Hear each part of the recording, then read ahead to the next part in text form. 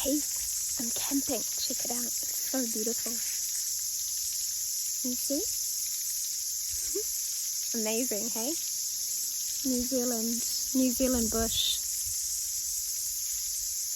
Everybody's busy, so I'm writing poems and a book. I think I can read it to you. I think I can manage holding a wobbly phone and read. Let's see. This one's for the new year and the summer and everybody who feels inadequate in their body, in their beautiful bodies. Everybody who's worried they're not enough. Your body is nature. Waves, particle, plasma.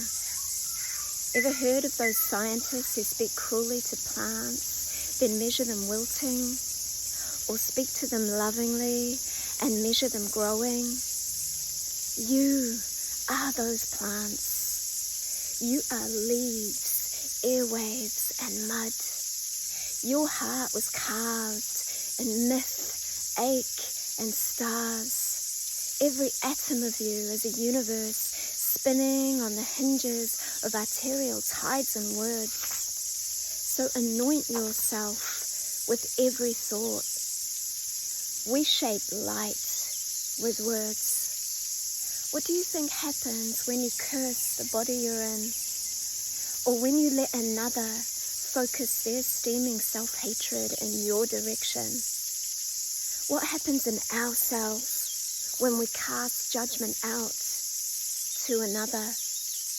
It travels through us first. Guilt, shame, perfection. It's poison. We've been raised to reject ourselves, dismantle, abhor, and minimize ourselves. But here's the miracle.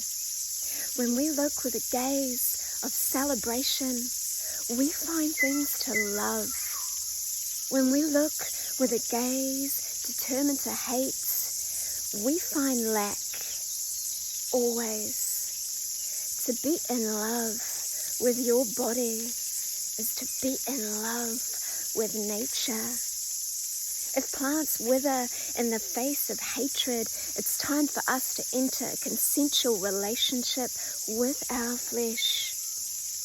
The galaxy of you was made to blow stars through open sky. So don't look back. Despite your 2 short legs, 2 long arms, 2 thin hair, 2 broken hearts, take every midnight of you and surround it with love. We are moonbeams and pretty things, as well as phlegm and grief. Extraordinary beauty is found in the ordinary. So soften the energy it takes to reject yourself. You blow hearts apart just by being who you are. The sun does that. But so does moon and shadow. Thank God for all of you. Others may forget it. Culture may condemn it.